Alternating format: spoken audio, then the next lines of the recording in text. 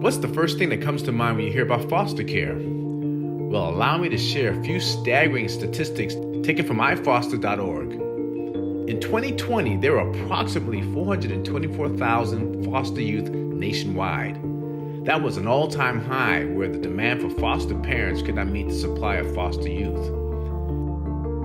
Did you also know that the median age of children in foster care is 6.5 years old? 6.5 years old. That's pretty young. Another statistic is 20,000 youth age out of the foster care system between the ages of 18 through 21 annually. Many of them have nowhere to go and end up in dire poverty. Within 4 years of aging out, 50% have no earnings, and those who do have an income, it averages around $7,500 a year. These are really tough and sobering statistics, but there are organizations that are making a difference. On this episode of God Dreamers, we're spending some time with Rebekah Black, the founder of Jambos Donates. Jambo's mission is to bring comfort to children as they journey through the foster care system. They do this by sharing God's love and providing support to foster agencies and foster families by providing them with the basic necessities like pajamas.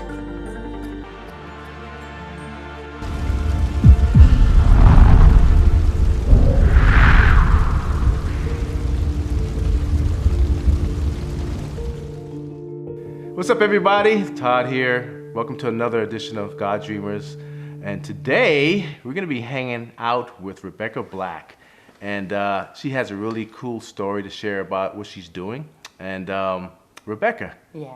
Hi. What's up? This is so exciting. Thank you. How you doing today? I'm so good. This is really, really exciting. I'm glad that we're connecting today. Yeah, I know. So we are here to kind of talk about what you're doing and your life and some of the things that you're doing. But first of all, share a little bit about yourself. Okay, so I'm Rebekah Black. I am the founder and CEO, which sounds so official, founder and CEO here at Jambos. I'm originally from a small town in eastern Kentucky that will always and forever be home. But now my girls and I live here in Atlanta area.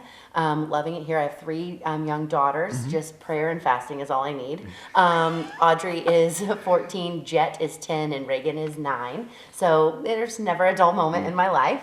But yeah, I'm just pretty active in my church. I'm pretty active, obviously with Jambos, and I love our community. And so that's a little bit about me. Yeah. I love college football. I can eat donuts what's like your team? Well, I'm from Kentucky. And we kind of have a little bit of a good team this year. So we're not used to that. We don't know what to do in football season. So we're go big blue, right? So I thought you were going to say Atlanta Falcons, but... Oh, yeah, no. The NFL, yeah, cool, fine, whatever. But college sports have my heart forever and ever. So basketball season is here. Life is good. That's true. So, yeah. That's awesome. That's awesome. Yeah. So how did you end up in Atlanta? from being from Kentucky. Yeah. Well, growing up, my parents were always like pretty adamant about like explore the world, go visit other countries and cities and states, go to college, outside of our, get out type of thing. Mm-hmm. But they always encouraged us just to discover, learn ourselves, go. And so I went to school in Indiana, and then life just kind of happened along the way. My parents moved here to Atlanta area after my brother graduated and was in college, and so life happened, and I ended up moving down here closer to my family. As luck would have it, they moved to Omaha, Nebraska. So now I'm here alone with my 3 kids, and they live in Nebraska. So fingers crossed they come back soon. So, yeah. Well, that's awesome. That's awesome. So you're the founder of Jambos. I am. And I love that name. So what is Jambos? What do you do? Okay, so Jambos, we are a nonprofit organization that serves kids in foster care by giving them brand new pajamas. So people are always like, pajamas, like how did you start this, right? Well, when I was younger, I served in an orphanage or like a kid's home in Kingston, Jamaica. And when I was, random, right? Yeah. You go on a mission trip to Jamaica, it sounds really terrible, right? But we had an opportunity to serve kids that lived in a baby's home and then a teen girl home, troubled teens. And so while we were there, my heart just started beating for kids that want to belong. I think that's something that's true of all of us, whether you're living with both sets of parents, single parent, or you're in, transition somewhere, right? Like you want to belong. Yeah. And God just really pricked my heart, and a heartbeat just started happening for adoption, fostering, orphans. Like I couldn't undo it. But I'm 14 years old, 15 years old. Like I had no idea what to do with that, Yeah. right? So it's like, what am I supposed to do? Like adopt all the kids and move to the other side of the world? I didn't know. And so my parents always harvested that. They always were like, yes, Rebekah, do it. Like someday chase your dreams, right? And so I fell in love with the concept. But my entire adult life, I worked in, retail. I was doing, management jobs, leadership jobs, and I was so unsettled. I was like, this isn't what I want to be when I grow up. And I'm like 32 years old going, what am I supposed to be when I grow up? Right? Yeah. But finally, after a season of just surrender, the Lord just reminded me, hey, remember when I called you to serve these kids? Remember when I placed on your heart the desire to love kids that need it? And I'm like, sure do. I like the job I have, and finally it came with an act of obedience, but I lived in disobedience, trying not to leave my cush job. Yeah. So then I said, okay, I'll discover what it's like to be an entrepreneur, and I'll start this. And so I did. So we partner. I'm sorry, I'm going to tell you all the things all at once. Hey. Okay. Keep moving. So what we do as an organization is we partner with businesses, schools, churches in the community to host pajama drives. And we collect brand new pajamas, which you probably can, they're all over. Yeah, all over you. Yeah. We collect brand new pajamas just through donation. And we take all those pajamas and then we build relationships with DFACs, CPS, foster agencies, and we provide them with these practical resources. And that comes because we know that kids enter the foster care system with very few of their own things. Oftentimes it's abrupt, it's very chaotic. Yeah, I can imagine. And it's not, hey, pack a nice overnight bag, we're gonna go. No, it doesn't go like that. Kids are leaving from school or, church or wherever they're being transported from, and it's like they don't have anything with them. So it's our heart to bring comfort to them and give them at least pajamas for that first night. So that's what we do. Yeah, I didn't know that, when kids enter in foster care that, I guess, well, I knew that that's going to be very disruptive, but, I was going to ask you why pajamas. Yeah. Because I guess they don't have very little in there. Very little, yeah. Right. Okay, so when I started Jambos, I really had no concept of really like our foster care system. I was in a ministry position, had just brushed against foster care. I didn't really know what it looked like for kids to enter into foster care. So I just went to DFACS, the Department of Family and Child Services, and I just knocked on their door. I was like, hey, I would love to serve the kids that you serve or serve you. Like, how can I help? And I'm like, what do the kids that come into foster care need? Like when you pick up a child from point A, their home or school or wherever you've picked them up from, what do they come with? Do you need things? And they're like, 3 things. They always said 3 things. And one of them was pajamas. And I was like, I can do that. I love pajamas. When I was a kid, my parents gave us pajamas at Christmas every year. Ripping the tags off was like the best part. We love pajamas. So I was like, heck yeah, I'll do pajamas. Yeah. So that was it. And so I started rallying people around me and said, hey, can we do a pajama drive instead of exchanging Christmas gifts this year? Can we? And people were like, yeah, sure, let's do it. And before long, it just kept happening. And now here we are. Wow, that's awesome. Yeah, that's awesome. It's pretty insane. So what's going on now with what are some of the things you guys are doing right now in terms of? Okay, so this area that we're filming in today is our new office. We just moved in here about a month ago, but some really great things have happened from. We're only 3 years old. So in the 3 years, our middle year being the global pandemic, which was so much fun. In 3 years, we've been able to collect, I guess it was 5,000 pajamas the first year, 6,000 the second, and then 13,000 last year. So we've been able to collect a bazillion jammies. We have been able to serve, this year we served 12,120 kids. Wow. I know. It's been wild. It's a lot of kids. It's a lot of kids. Yeah. And the goal initially was, hey, we want to serve Gwinnett County. That's our county where we lived. And there was 843 kids in the system. So that seems right. Like, let's do that. And 5,000 pairs of pajamas later, we're busting at the seams, like serving kids all over the state. And I was like, okay, well, this is working. So the next year, kind of the same concept, we took on a few more states. And then this year, we are now serving in 30 states and 5 countries. So we've been able to just serve kids all over the globe now. Wow. And it's been really, really cool to see the community rally, through our mission. But it's like the community is doing this. We're just a channel to help take it from here to here. And so, yeah, the community's rallying around kids in foster care and DFACS workers and social workers, and it's just neat to see people coming together. We're on the front lines of the good in the community. So yeah, that's awesome. I love it. I mean, I love it to for you where you had that passion early on, and God kind of reminded you, hey, there's still a need, and you went ahead and did it. And look at you, look at.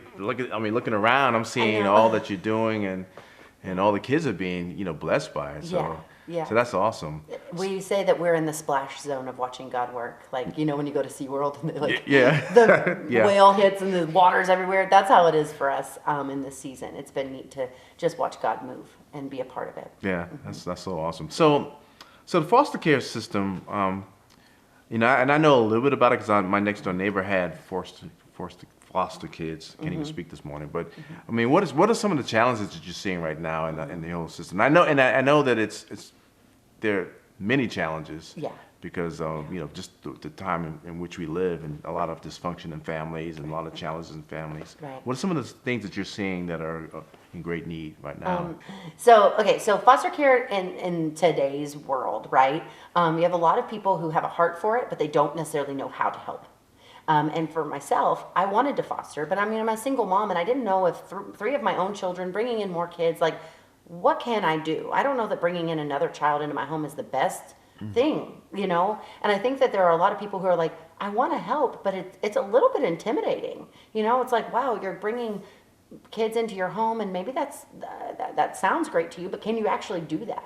And so I think that with Jambos, we're offering people an opportunity to serve the foster community, serve the kids in care, and get your toes wet. Like, it's like your zero entry pool into foster care when you start volunteering with Jambos. It's like, oh, I have interacted with social workers now, or I have interacted with agencies. Let me get more information. So we're kind of like a exit ramp to getting people to foster. That's kind of my heart. Yeah. But something that's happening in the foster care system right now that I think is really important for people to know, and it's a hard truth, okay? So bear with me. Okay.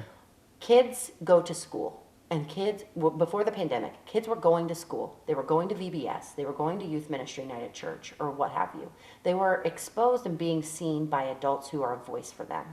The mandatory reporters in the world saying, this child looks like maybe there's some abuse happening. This child hasn't eaten, or this child, there's neglect happening here. That mandatory reporter can be a voice for the child by calling CPS or DFACS, right? Mm-hmm. When the pandemic happened, those kids weren't getting exposed to adults that could be a voice for them. So they were behind closed doors with their families that were neglecting them, or their families that were abusing them. And so these kids are stuck at home with no voice. And as kids are going back into school now, teachers and pastors or youth leaders or volunteers can now say, hey, wait a minute, there's something going on here. This child needs to, this needs to be investigated. And so there's like an epidemic of kids flooding into care now, because for the last 18 months, they've been behind closed doors with people, their families that are abusing them or neglecting them, or, under whatever circumstances that would push them into the system. So we are seeing a huge influx in requests from DFACS, CPS, foster closets, because the numbers went down because kids were behind closed doors, right? But now the numbers are back up because kids are in front of people who can voice and fight for them. So there's no shortage of need. Our state, when we started Jambos, our state recorded about 15,000 kids. Georgia had about 15,000 kids in foster care. That's a lot of kids. That's a lot of kids. Yeah. Our county alone had almost 1,000. So that's insane. And so people say, well, is there ever too many pajamas? Like, do you ever have too much? No, we don't. We're serving kids in 30 states. There's 420,000 kids in foster care. This isn't going away. This is broken. Yeah. And unfortunately, it's not going away, right? We want it. We would love for this to not be a need, but it is. And so, yeah, that's... Wow, I never thought of it that way, but it does make sense. I mean, 'cause like you said, everybody kind of hunkered in, and if you're a functional family, that's fine, but if there's dysfunction, then now it's amplified. Because, and you think about that, was extremely stressful. The pandemic for even the most functional family. You have what looks like a picket fence family is like pulling their hair out. Yeah. So imagine the stresses and the circumstances of some of the folks that those kids needed to be in foster care before the pandemic even happened. Yeah. Like it is what we call heartbeat. It puts a heartbeat in us to take action. And I believe when your heart is beating for something, you chase it. How am I going to fix this or be a part of it? And so that's kind of where we stood, is we were looking around during the pandemic going, are we just going to stop, or do we gas pedal and serve more and do more? And it was no option. Stopping wasn't an option. Wow. Yeah. So as we get ready to close, I want to talk a little bit about purpose, and particularly your purpose. And because one of the things about, God Dream is we want to really help people to inspire about finding their God-given purpose. So let's talk about purpose briefly. I mean, do you feel like you're in your purpose right now? Oh, yeah. Yeah. It is evident to me that in this season of my life, this is exactly what God has me doing. And I have, what do they say? Like, you kiss a lot of toads. Like, I have, before it, right? I have worked every job. If you name it, I've done it. I have tried everything in the world to not dismiss the call in my life, but like, this wasn't comfortable. Starting this was not easy. Doing this was not easy. It was a lot of, do I even know what I'm doing? Am I even like credible to be asking for funding and buildings and like, what am I doing? And without God, I'm really not, right? Like, this is his plan. But yeah, I'm definitely in my purpose, but it took me a long time to get to here. I was, I guess, 33, 34 years old before I really was like, I found it. But I want to say, along the way, it's kind of like you're wearing a tool belt. People will get wrapped up in, I'm so miserable at this job, I wish I could be doing, right? But like, I learned so much along the way. There's 20 years of experience that I have in my tool belt. And even you and I were joking, I was like, I worked retail all these years and I never thought it mattered. And I'm like, oh my gosh, I put forth so much retail energy into this business. And so your purpose will come, and you will, that the curtain will pull back and it will hit you, and you will be able to say that the things that I've done to this point have equipped me. Yeah. So that's cool. I mean, because I always think of purpose as when people are trying to find a purpose, it's like a puzzle. You have all the bits and pieces, and one piece may be one skill set, another piece may be another skill set, or opportunity or experience. Yeah. But it's up to you to really try to put the puzzle together. Take all the pieces and put it together so that you can see what God's called you to do. I think too, passion runs really close with purpose for me. And I had a gentleman tell me one time, like, your passion and your purpose are like a map, right? The terrain may be different, but the map stays the same. So I know God, I was 14 years old, God called me to love kids that I'm serving now, but like the map was always there. Yeah. And like when soldiers go to war, it's like, okay, this is the goal. Here's the map. But like, you weren't expecting bombs here, and the cav comes in here. Like, oh my gosh, what's happening? The terrain all changes, but your map stays the same. And when he taught me that, I was like, well, that's the easiest concept ever. Why did it blowing my mind? But like, you got to know what you're passionate about, and your purpose. I think they just run in tandem. Yeah. Until you know what you're passionate about, it does feel a little bit like you're just throwing Jello on a wall and hoping it sticks. It never does. It really never does. So how can people find out more about what you're doing? How can they contact you to get involved? Yeah. So our website is jambosdonates.com, and that's where you can jump on board to bring comfort with us. There's opportunities to volunteer, there's opportunities to donate funds, there's opportunities to donate pajamas, and that's kind of that's a great starting point. Our social media channels are like you should just follow us. It's Jambos Donates on Instagram and TikTok and Facebook. That's just where we kind of keep it day to day. You get to see what's going on in the warehouse. You get to see what's going on, in our fundraising efforts and that sort of thing. So social media and the website, awesome. And then local people come by. Like, you're welcome to stop by our new house. Like, we live here now. But yeah, you're welcome to drop by and volunteer and do all the things with us. Well, awesome. Well, thank you so much for hanging out with us today on God Dreamers. I mean, it's a really inspiring story and what you're doing and being a blessing to the community. So thank you. Thank you. I know the kids are thanking you, so forth because of what you're doing. Well, it's our hope that the DFACS workers and social workers are the hero, and that we can equip them with things that when they're in the trenches, they feel supported and loved and cared for and like equipped to bring a little comfort to the kids. So we hope that they also feel a little love from the Jambos family. Yeah. Sweet. Awesome. Cool. So guys, until next time, stay tuned if you want to know a little bit more about what we're doing. Please check out social media and our website, goddreamers.com. But until next time, you guys take care. God bless. We'll see you.